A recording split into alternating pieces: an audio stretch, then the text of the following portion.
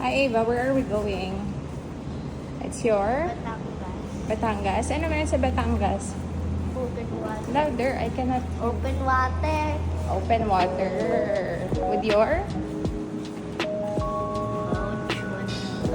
Barracuda teammates. Hi, good morning. We're going to Ava's Boracay! Ava's Open Water. Water! Water. Water.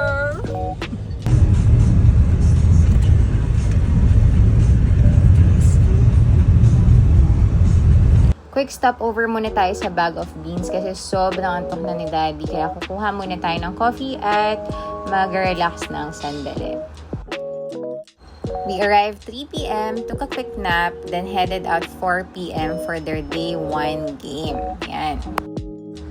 The first game was sack race and may 2 groups and nakakatuwa sila panoorin. Sarap maging bata. And the next game was about getting the shirt from the last member of the line.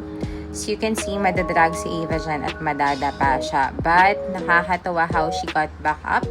She did not cry and just keep on going. And I'm happy to see how her teammates helped her during this time. So salamat ate and kuya.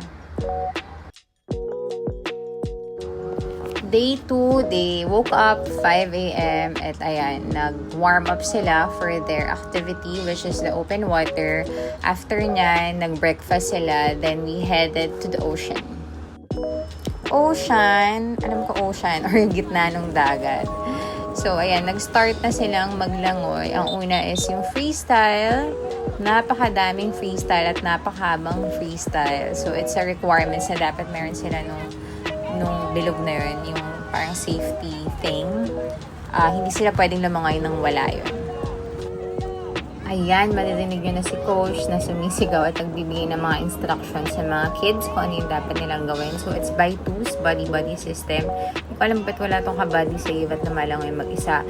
But kudos to Barracuda's crew team or yung mga coach and yung mga nag-a-assist. Sina Mami Kleng, si Coach Gani, Coach Kiko.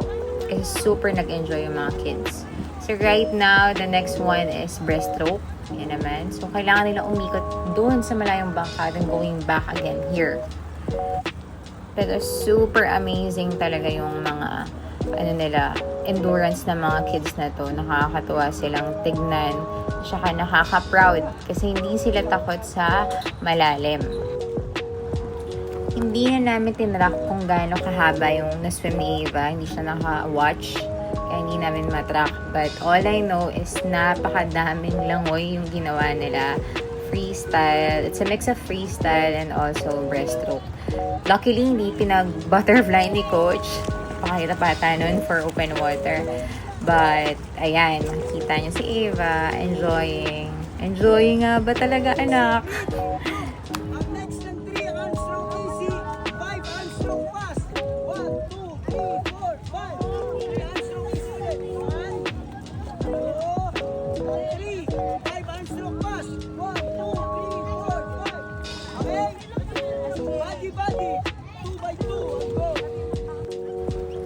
What's great about this open water swim is that it's all kids, diba?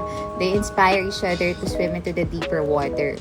And yung fear nila of fear of the unknown, fear nung malalim, fear nung madilim, it slowly disappears. Kasi magkakasama sila. They're together as a team. They're going to do it as a team, diba? And it's much more fun. Kasi puro bata. Okay, rest time and water break. Your favorite. That's too much. Hindi, ano natin salt water kasi. Let's wash away your face. Why? Let's salt water. Huh? At least milk. I didn't. Oh, Daddy. After the open water activity is lunchtime and then free time for the kids to actually play. So, ayan, nakailang cliff jump si Ava dito kasama ng mga ka-teammate niya. Ayan. Diba? Ang galing, napakatapang. And then, the next one was banana boat at saka yung parang flying saucers. Nakaya niya lahat ni Ava. at kung ano-ano pang pagkakagastusan. So actually, that's it. Yun. After nyan, we headed back home.